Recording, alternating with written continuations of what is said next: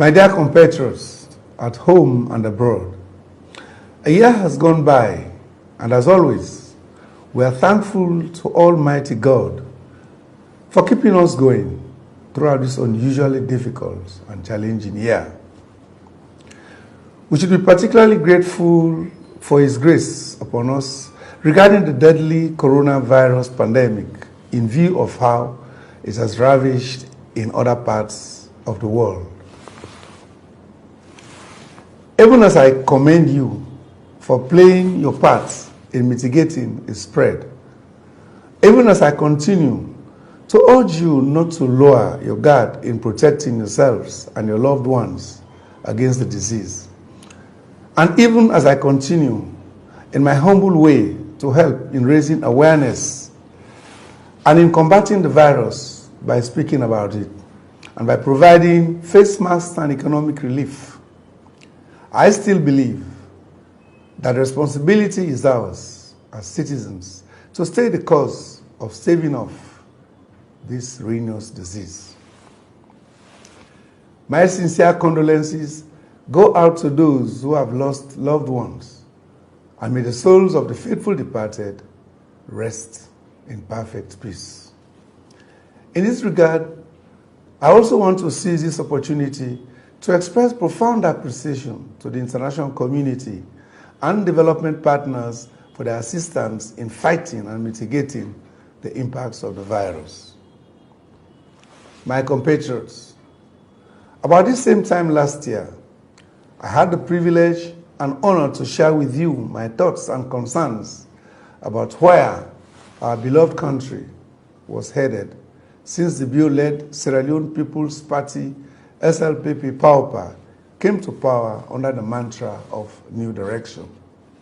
The nation will certainly recall the profound apprehension and fears I expressed then, that in just 20 months after President Julius Maada Bio came to power, our beloved country, and I quote, experienced an unprecedented abuse of power, unraveling of our judiciary, a dangerous corruption of our parliament and of our security apparatus, a scornful curtailing of our civil liberties, a mindless poisoning of the investment environment, a deliberate entrenchment of tribal and regional politics, and a collapsed economy.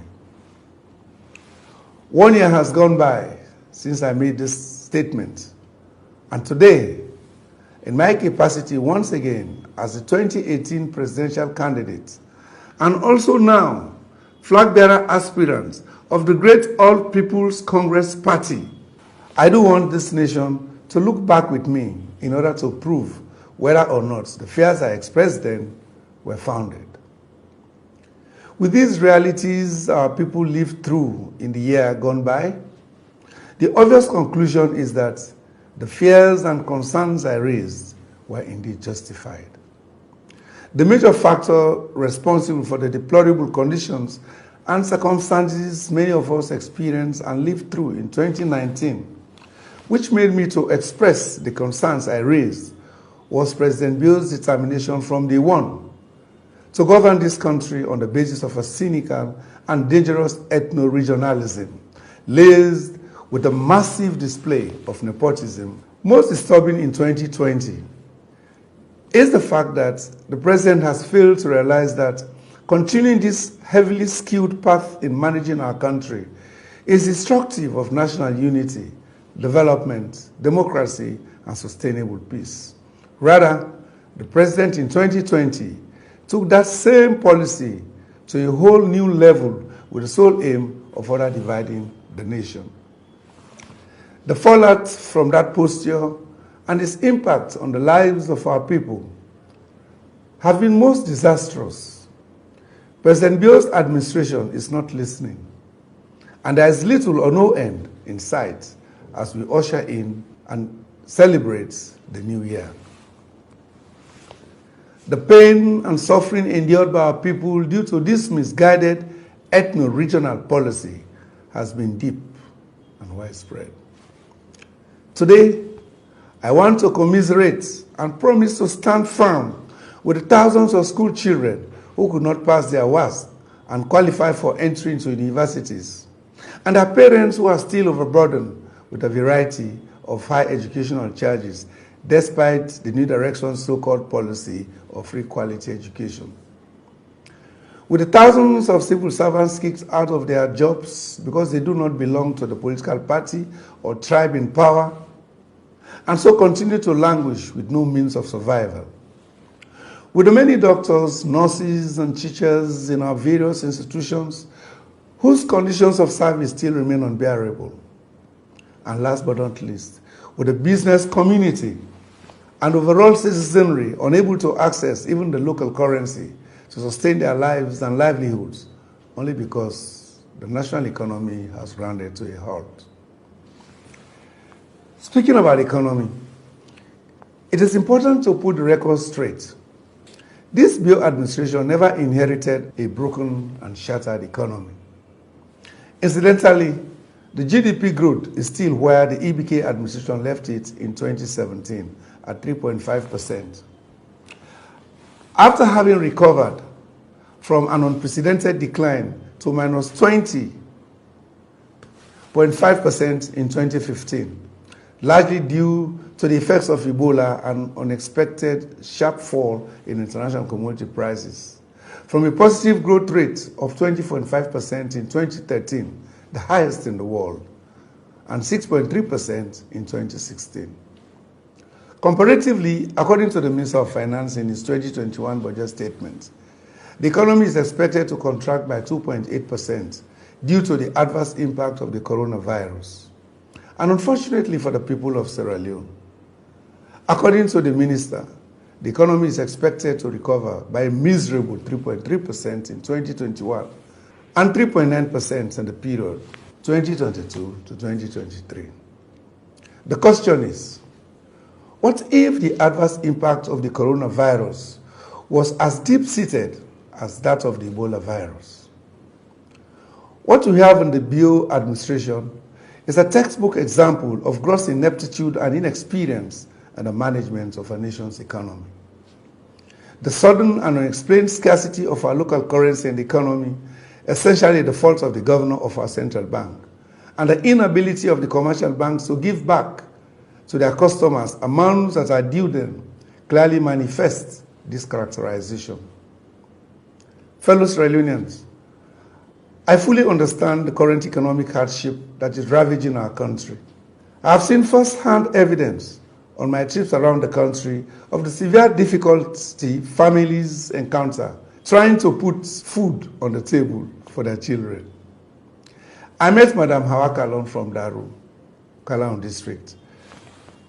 She explained how she needs to help neighbors with her domestic workers in order to give a plate of rice for her family because her husband is jobless. Mr. Abu Kamara, a former civil servant working in one of the ministries, was sacked by this government without pay because of his perceived tribe, party, and region of origin. As such, supporting his family is now impossible. It is now very clear that the promise of solving the bread and butter issues by this government within 6 months in office will never come, even though we have waited for almost 3 years now.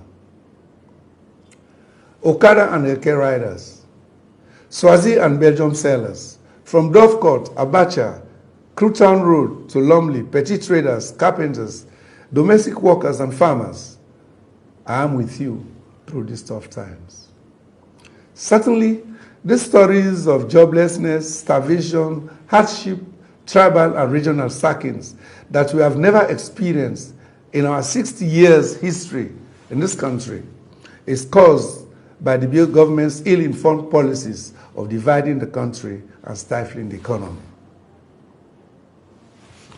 Coronavirus cannot be used as a scapegoat for such economic incompetence and regional divide. Managing an economy such as ours should not be based on some flimsy rhetoric of propaganda, populism, and lies made to appease political party loyalists or to turn one region against another. It should be based on the sound understanding of how the economic fundamentals work and how they should be applied and sequenced toward the path to economic transformation. Fellow Sierra Leoneans, you recall that during the 2018 presidential debate, I questioned the sincerity and competence of those who are painting a picture of Sierra Leone from thin air that have very little understanding of how the economy and the general development work. Today, you will agree with me that the current economic dispensation does not match that utopian vision of Sierra Leone they painted, because the promise of better must be based on a record of delivery. It is unprecedented for the central bank governor to tell this nation that where money no day, no day. My compatriots, as if the pain and suffering on our people was not enough, President Bio's deliberate policy of exclusive governance based on ethno-regionalism reached its apogee in the past year as he has used it to continue to roll over the largest opposition party in the country with the insidious aim of wiping it off the political map of Sierra Leone and sending it into oblivion. The infamous GTT report and the choreographed commissions of inquiry reports and white paper were meant to do just that. The result is that today, members of the opposition, APC, are being hounded everywhere, banned from traveling abroad, and their bank accounts frozen. Worse still, others have been falsely accused, refused bail, and unjustly held in prison, while the human rights of others have been systematically violated. And here I want to highlight the ongoing trials and tribulation of Major retired Alfred Paulo Conte and the gross violations of the human rights of Dr. Sylvia Olainka Blyden and the several other junior, senior, and prominent members of the APC, including George Herbert Williams, Abu Bakar Darami, and Quetta. Even our former head of state and chairman and leader of the party, Dr. Ernest Bai Koroma, has not been spared from such blatant harassment. I salute their courage and fortitude in speaking truth to power. Today, I want to seize this opportunity again to call on President Bio and his government to free Major retired Alfred Paulo Conte and many other innocent members of the opposition party currently languishing unjustly in police custody for prolonged periods. The entire nation is also appalled by the wanton extrajudicial massacres of several of innocent citizens at the Paremba Road Correctional Center, as well as in Makeni, Tumbo, Mile 91, Tongo Limba, and Lonsar, and is demanding justice. May their souls rest in perfect peace. Fellow Sierra Leoneans, as the 2019 audit report currently undergoes popular scrutiny, I must state that its findings clearly reveal the blatant and deliberate disregard for transparency and accountability by the Bio administration and the management of public funds, despite the very visible underpinning public financial management laws, rules, processes, and procedures. Similarly, the current attempt also by the Bio government to introduce a non-partisan system of local government is a deliberate distraction from the hard priorities for improving the lives and livelihoods of the citizens. Clearly, a non-partisan local governance contributes absolutely nothing to national development. It is a ploy to undermine and irreparably derail our hard-earned democracy, putting political exigencies above development priorities.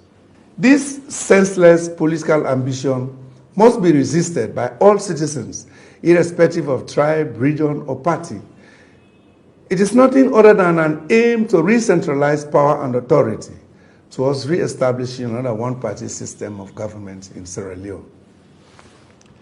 Its medium to long-term impacts on our political system are extremely costly and disastrous to building a better future for our country. Equally, I strongly condemn the conduct of the so-called midterm census, which is unconstitutional. I congratulate those opposition leaders and citizens who have already firmly rejected both the midterm census and the imposed decentralization policy. My compatriots, today, I am cautiously optimistic that all is not lost, and as our beloved nation will not be pushed to the brink. The power of the people will prevail in one way or the other, because in 2023, they will have the opportunity to change course and decide once more which direction they want their country to take. As a party, we should find time to reflect upon the needless obstacles thrown on our path, the harassment, the unlawful arrests, and detentions we have had to endure. We should reflect upon the unprovoked massacre of innocent citizens. Without doubt, these sad realities will serve as a reminder to everyone to take national elections seriously and to think twice before casting your votes. But it is also imperative for all of us in the APC party to put aside our individual differences, close ranks, and confront this disastrous epidemic of political and economic incompetence and recklessness. Sierra Leone does not deserve such setback. Our people are crying for us to step forward and to ensure the removal through the ballot box of this SLP government of misdirectors from power. This is a responsibility we must not shy away from. It is a challenge we must take on with every fiber of our nerves to save our nation from greater perils. This is both important and urgent, given the lack of an adaptive leadership and systems thinking in managing our nation and mitigating the general hardship we have witnessed in the last 3 years. May the new year bring amongst us the unity and consolidation the nation is yearning for. Stay safe and protect yourselves, your families, and your communities from the ravaging coronavirus pandemic. Happy New Year, and God bless us all. I thank you.